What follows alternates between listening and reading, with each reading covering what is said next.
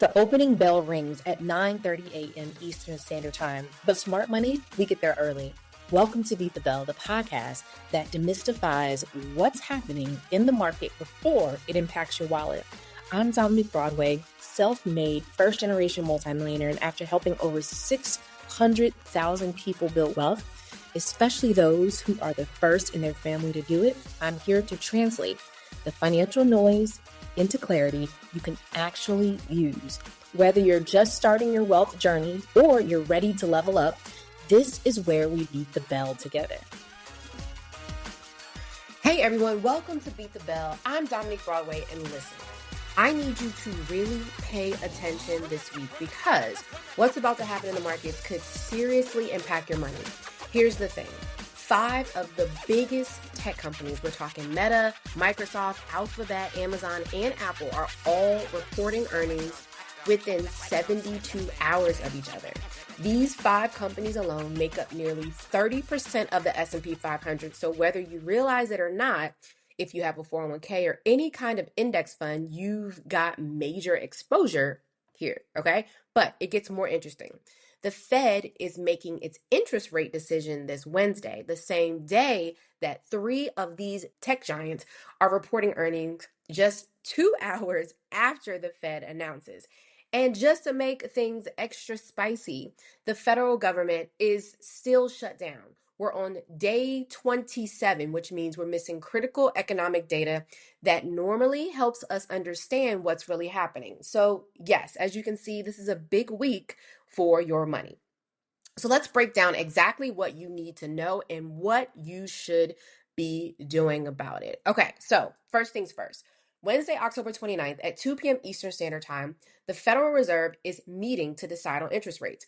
Markets are basically certain, we're talking 98% probability that the Fed will cut rates by a quarter point, bringing them down to 3.75% to 4%. From 4%. So this would be the second rate cut in a row after they've held pretty steady for the first 5 meetings of 2025. Now, here's what this actually means for your wallet. So if you've got a mortgage, you're probably wondering when you'll actually feel this relief, right? Well, here's some good news. The average 30-year mortgage rate has already dropped to 6.19%, and that's the lowest that it's actually been in 13 months. So if the Fed keeps cutting rates, we could see mortgages dip below 6% by the end of the year. So for my savers out there, and I know many of you have worked hard to build up those high yield savings accounts, earning 4.5 to 5%, this is where it gets tough. So banks are going to lower rates on savings accounts faster than they lower mortgage rates. That's just how it works. So if you've been sitting in cash waiting for the right time to invest, you need to have a plan. That money is about to earn you less and less and less. So for investors, lower interest rates typically boost growth stocks, especially tech, because when borrowing is cheaper, future earnings become more valuable today. But here's the twist. Inflation is still at 3%, well above the Fed's 2% target. So Chair Jerome Powell is basically stuck between a rock and a hard place, as they say. And then here's where things get really complicated. Because of the government shutdown that started October 1st, the Fed doesn't have access to critical data like the October jobs report or the October inflation numbers. They're literally making decisions partially blind. So Fed Governor Stephen Moran, who's been pushing for bigger rate cuts, said it perfectly. He said it would be really helpful to have the economic data in order to make the decisions we need to make. But unfortunately, they're going to have to decide anyway. So what you need to do not panic on Wednesday. The rate cut is already expected, so it's kind of baked into current prices. What matters more is what Chair Powell says at 2:30 p.m. about December and what's coming in 2026. So if you're carrying variable rate debt like a HELOC or an adjustable rate mortgage, this rate cutting environment is actually working in your favor. But if you're thinking about refinancing, don't wait around hoping for rates to drop even more. So when you see a good opportunity, you may just want to lock it in. All right, let's talk about these tests because this is really where things are going to get like super interesting for your portfolio. This is the busiest earnings week of the quarter. 45% of the S&P 500 by market cap is reporting. But the real story is Wednesday and Thursday when we get results from Meta, Microsoft, Alphabet, Amazon, and Apple.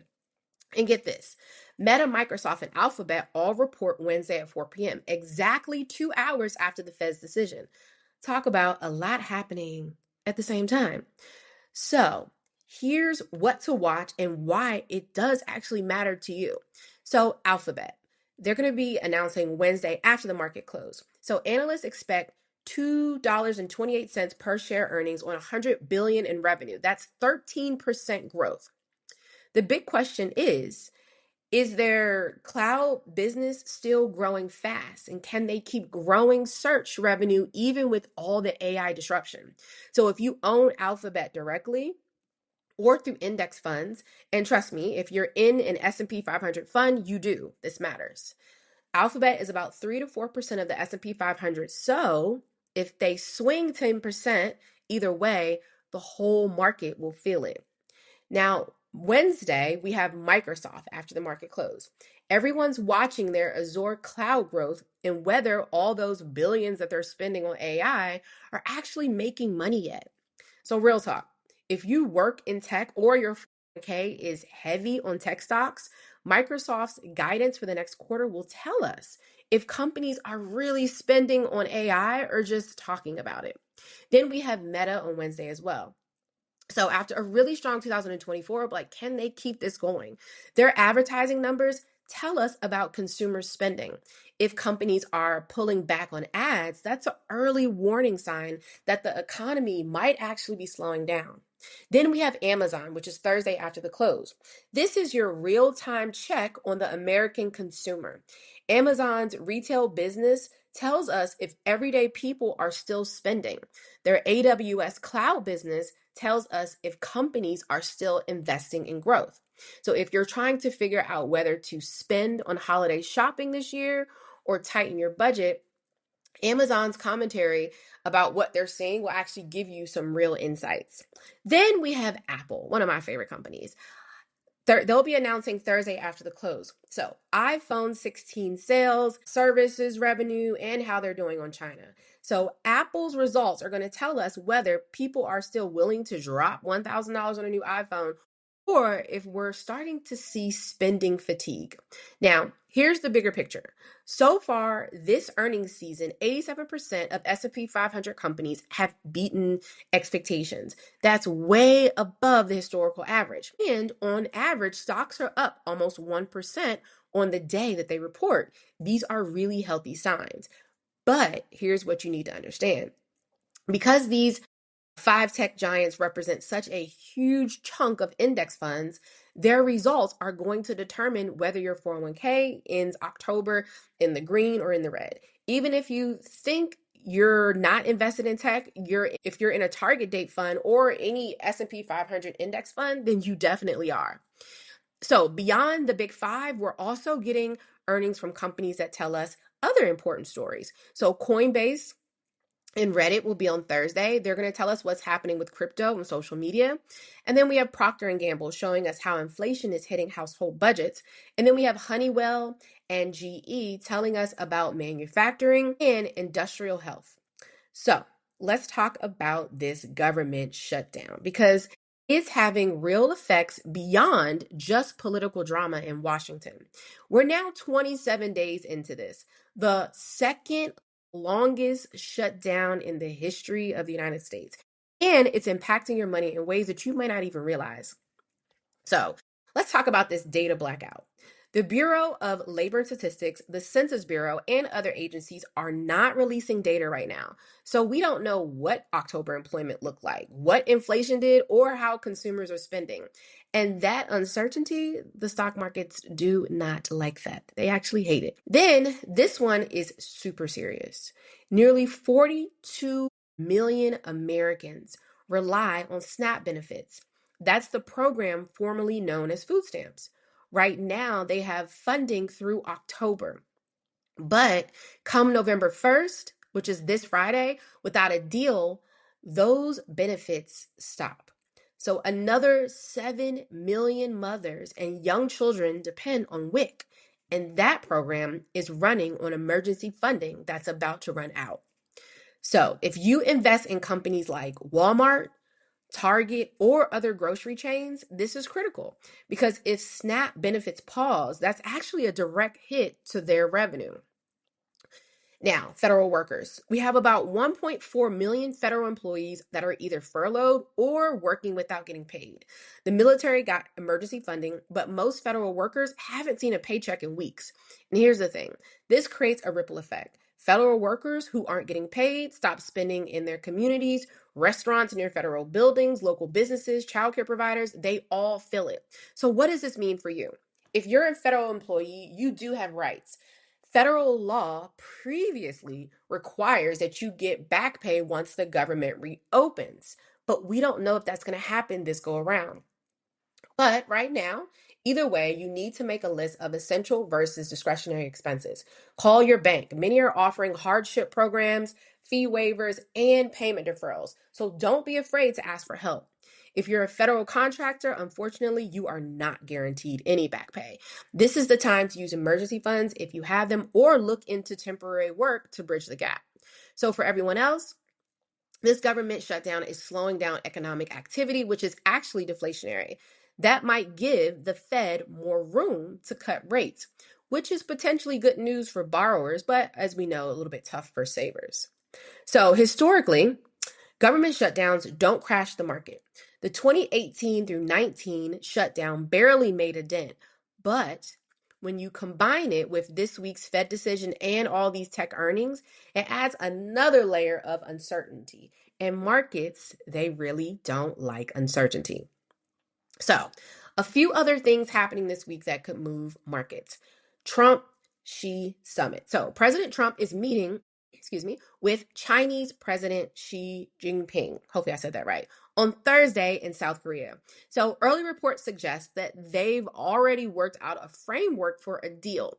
So, China might resume buying US soybeans and ease restrictions on rare earth exports. So, why do you care about this?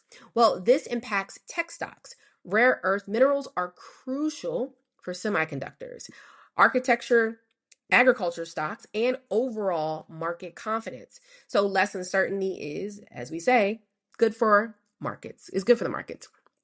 So Canadian tariffs. Trump announced a 10% tariff on Canadian imports this weekend. Canada is our biggest trading partner, so this affects lumber, food, and energy prices. So personally, if you're planning home renovations, lumber prices might actually start to go up. And Canada supplies a lot of our oil, so watch gas prices. Then there's the missing jobs report. So normally we'd get that October jobs report this Friday, but because of the shutdown, it's delayed indefinitely. So we're working with September data, and that's getting old fast. Okay, now let's make all of this actionable. I've got a challenge for you this week, and I am calling it the 3-2-1 challenge. So, 3 things to check today. First, log into your investment accounts right now. What's your actual exposure to these big tech companies? If you're in the S&P 500 index, it's probably 25 to 30%. Is that the right amount of risk for where you are in your life? Ask yourself that question. Number 2, check your cash situation. With rates dropping, are you still in the highest yield savings account you can find? Take 5 minutes a day to compare rates. Number 3, look at your debt. So if you have a HELOC, adjustable rate mortgage, or credit card balances, understand how these rate cuts are going to affect your monthly payments. So here's 2 decisions I want you to make. 1, are you going to keep dollar cost averaging into the market this week no matter what happens, or are you going to wait until after the earnings season? There's no wrong answer here, but it is a conscious choice, not a fear-based reaction.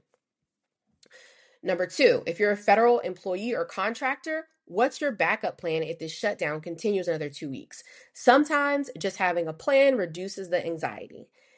Now, here's one thing to learn. Pick one company that's reporting earnings this week that you know nothing about and spend 10 minutes learning what they do. Understanding businesses makes you a better investor. And I want to hear from you. So shoot me a text at 202 any questions you have about what's happening this week. I read every single message and I might feature your question on Friday's recap episode. So let me give you 3 things you need to remember from this episode. First up, this week is bringing together the biggest market drivers all at once: monetary policy, mega cap tech earnings, and political uncertainty, which is a lot, okay? Don't make emotional decisions. Stick to your plan, but stay informed. Second, lower interest rates are on the way, and that's both good and challenging depending on where you are. Good for borrowers, tough for savers, potentially great for growth stocks. So figure out which side of that equation you're on and plan accordingly. Third, the government shutdown is creating real economic pain and it's leaving us without crucial data. So markets can handle bad news better than no news. So expect some extra volatility this week, even if the actual earnings are strong. So here's what I've learned after 20 plus years in this industry. The best investors don't try to predict every twist and turn. They build portfolios that can handle uncertainty. They maintain emergency funds for the unexpected events like shutdowns. And most importantly, they keep learning and stay engaged with their money. All right, so here's how you can stay connected and get the most out of Beat the Bell. First, if this episode was helpful, hit the subscribe button. Right now, we publish twice a week. Mondays, we look at what's coming. Fridays, we break down what actually happened. And you do not want to miss this Friday's episode where I'll walk through what these earnings and the Fed decision mean for your money going forward. Second, text me. 202-217-5. I'm so serious about this. Send me your biggest money questions and tell me what you're worried about with all this market activity, or just let me know what resonated with you today. I read every message and I'll answer your questions on upcoming episodes. Third, if you found this valuable, share it with someone who needs to hear it. Forward it to that friend who's always talking about their 401k, or that family member who's worried about the shutdown affecting their finances. Financial knowledge is powerful and it's meant to be shared. So that's it with Beat the Bell for today. I'm Dominique Broadway. The markets keep moving and your money deserves your attention. Make informed decisions, stay grounded, and I will see you Friday to break down everything that happened. Remember, you're capable of building wealth. Now, let's go do it.